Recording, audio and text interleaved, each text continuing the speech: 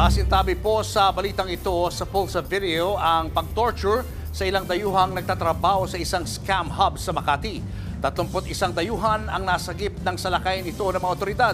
Nasa frontline ng balitang yan ang Mr. Exclusive ng News 5 na si Gary De Leon.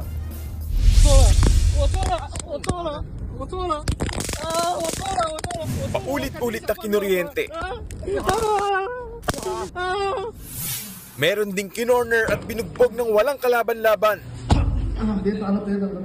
Ganyan ang kinahihinat na ng mga dayuhang hindi nakakakota sa isang scam hub sa Makati. Ang kanilang operasyon, patago at nagpapanggap itong opisina ng isang kilalang insurance company. Pero wala silang kawala sa mga tauhan ng Bureau of Immigration. Hands up! Hands up! Immigration! No cellphone! No cellphone! Hey you! Hands up! Hands up! What's that? What are you getting? Nagulantang ang mga dayuhan lalo't nahuli sila sa akto. Matanda po sila. Kita po sa kanilang mga screens. Sila po ay mga nahuli na nasa kanilang mga workstations and are being parang required to do scamming activities. Ang ilang nahuli, nakilala pa ng mga tauhan ng BI na dati na ring nasangkot sa parehong illegal na gawain. Hey!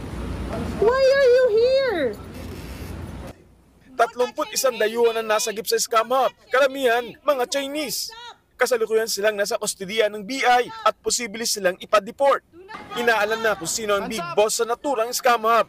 Nagbabalita mula sa frontline, Gary De Leon, News 5.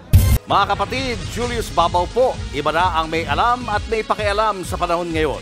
Para sa frontline ng mga balita, mag-follow at mag-subscribe sa social media pages ng News 5.